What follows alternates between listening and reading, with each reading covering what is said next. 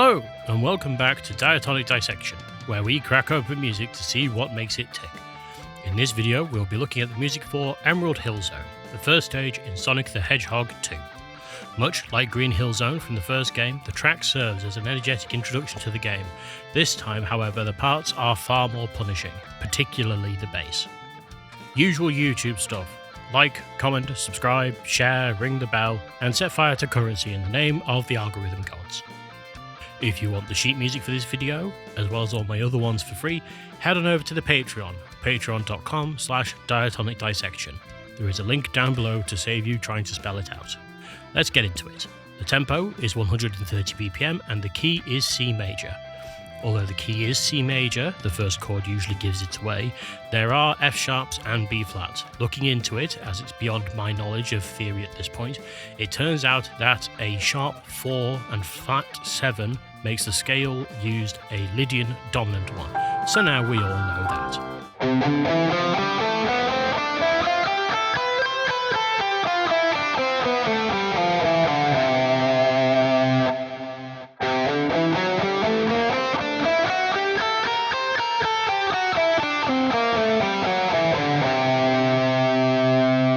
Tangent aside, let's get back to business. We'll start with the chords and then go into the individual parts. There are 4 chords for section A, and with the Lydian dominant scale being used, we have an F sharp and a B flat, and the chords reflect this. The 4 chords used are C, D, B flat, and A minor. The B flat major chord uses an F natural, so that ends up being an accidental in its own right.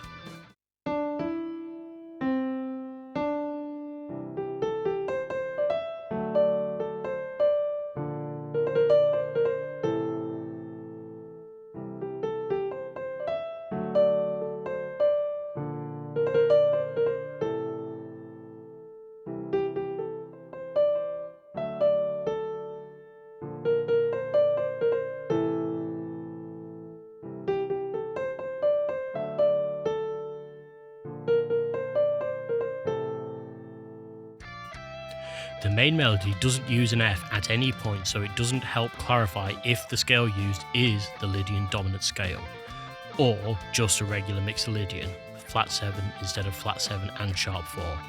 Sorry to keep harping on about this at this point, but it has been driving me mad. The melody is quite funky, with most of it starting off the beat. With the tempo being 130 BPM, some of the 16th note melodies can get a bit fiddly.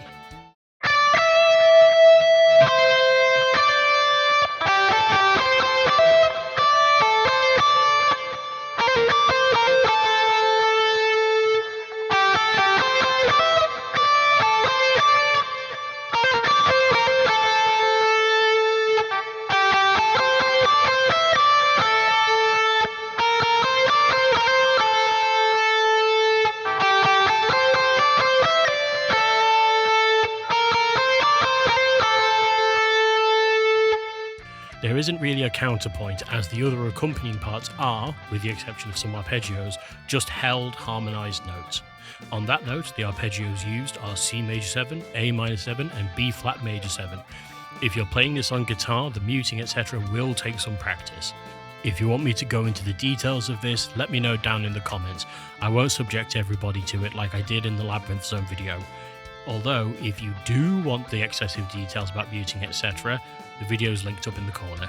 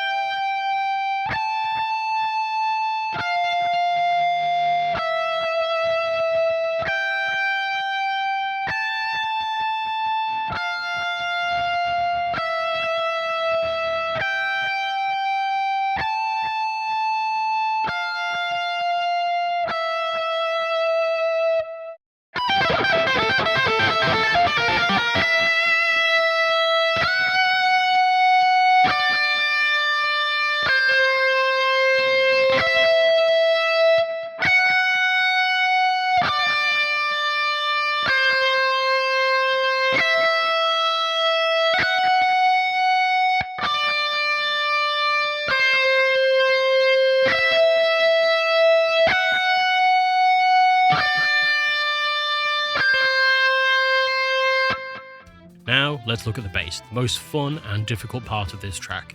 Even if you're playing it with a pick, it will be difficult, so God help you if you want to be clever and try to slap it.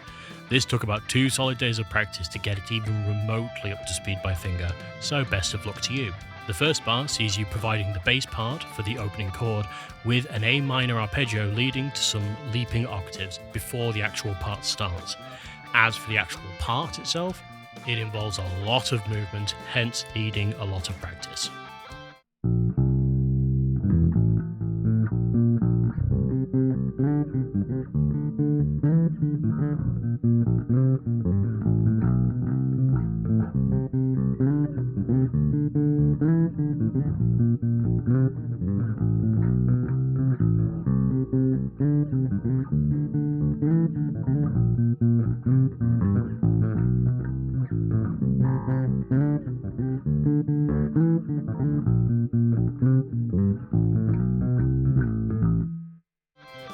The bass part has a certain feel to it that if you slow it down, it becomes a bit New Orleans funeral jazz. So, let's make it happen.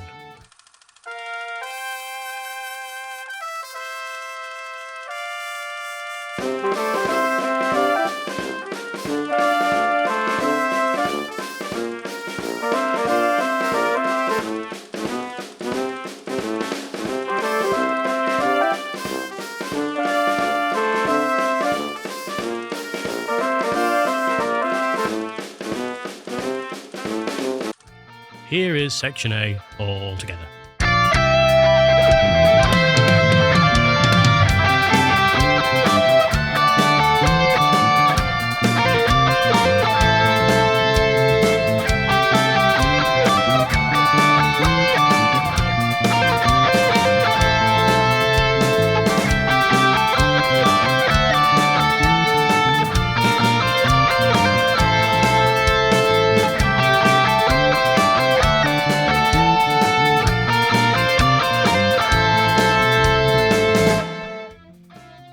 There are 2 primary chords in section B, F major 7 and E minor 7. However, the final chord doesn't really lead back to section A, so I had to take a bit of a punt and have the final chord be in inverted C major 7, as the B in there leads back to the C major that would open section A.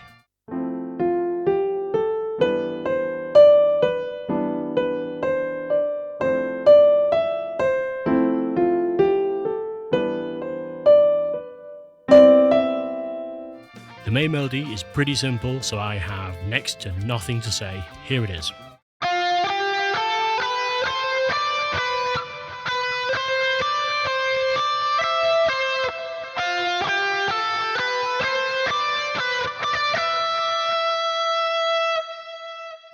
As simple as the main melody is, if you slow it down by quite a bit, about 60 BPM, it suddenly feels like a piece of romantic music.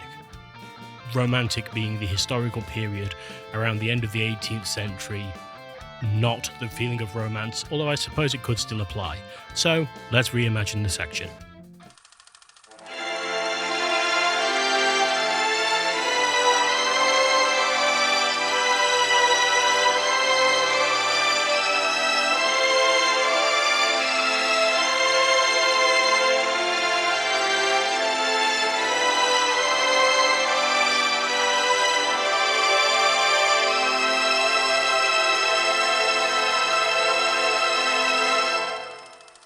The counterpoint is very simple and is in every other bar, and it feels a bit like a response to a call that isn't there.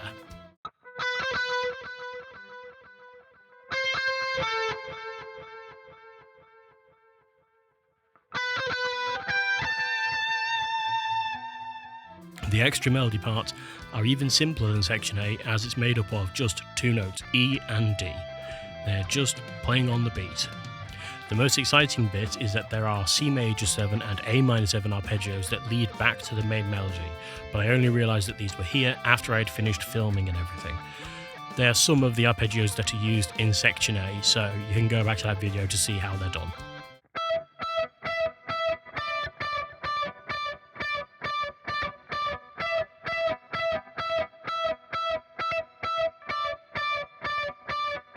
Thankfully, the bass part is much simpler than section A with some of the jumping octaves, but doesn't involve quite as much movement around the neck.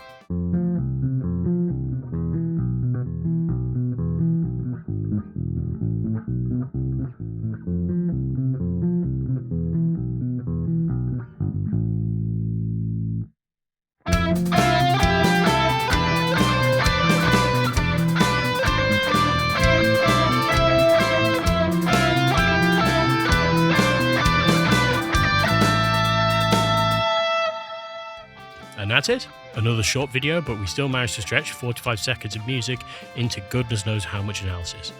As always, leave a like, subscribe, comment, ring a bell, pull a face at the beefeater in the name of the algorithm gods. If you want the sheet music for this video, as well as all my previous ones for free, head on over to the Patreon, patreon.com/Diatonic Dissection. There's a link down below to save you trying to spell it. I hope that you enjoyed this video if you're still here, and I'll see you in the next one. Bye!